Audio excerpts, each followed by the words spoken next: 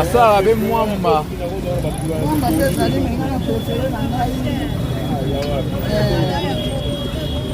préféré na ngai manteka